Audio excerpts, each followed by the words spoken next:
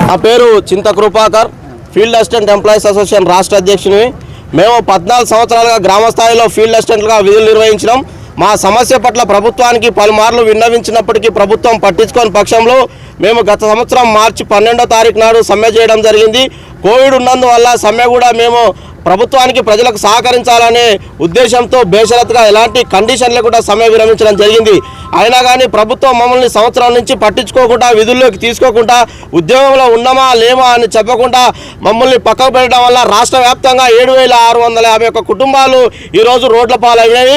మరియు అదేవిధంగా ఉద్యోగం ఉన్నదో లేదో అని మనస్తాపానికి గురై మా మిత్రులు 28 మంది ఫీల్డ్ అసిస్టెంట్లు చనిపోవడం జరిగింది. ఇప్పటికైనా ప్రభుత్వం మమ్మల్ని పట్టించుకోవట్లేదు. నిన్న జరిగిన అసెంబ్లీ సమావేశాల్లో ప్రతిపక్ష ఎమ్మెల్యేలు కూడా మా ఫీల్డ్ అసిస్టెంట్ల సమస్యల మీద అసెంబ్లీలో సమస్యలు లేవనెత్తినప్పుడు మంత్రి గారు కానీ ముఖ్యమంత్రి గారు కానీ మా సమస్య మీద స్పందించని పక్షంలో మేము ప్రభుత్వానికి వ్యతిరేకంగా మా యొక్క నిరసన ప్రభుత్వానికి తెలియజేయడానికి మేము నామినేషన్ వేయడానికి సిద్ధపడ్డాం. అందులో భాగంగానే ఈరోజు నామినేషన్ పత్రాలు తీసుకోవడం జరిగింది. ఈ నెల 28వ తారీఖు రాష్ట్ర వ్యాప్తంగా ఫీల్డ్ అసిస్టెంట్ల అందరము హాలియాలో పెద్ద ఒక బహిరంగ సభ ఏర్పాటు చేసుకోవడం జరుగుతుంది. అదేవిధంగా 300 మంది నామినేషన్ వేయడానికి సిద్ధమైనాం. ఇక్కడ లోకల్ వాళ్ళం అందరం నామినేషన్ వేస్తున్నాం.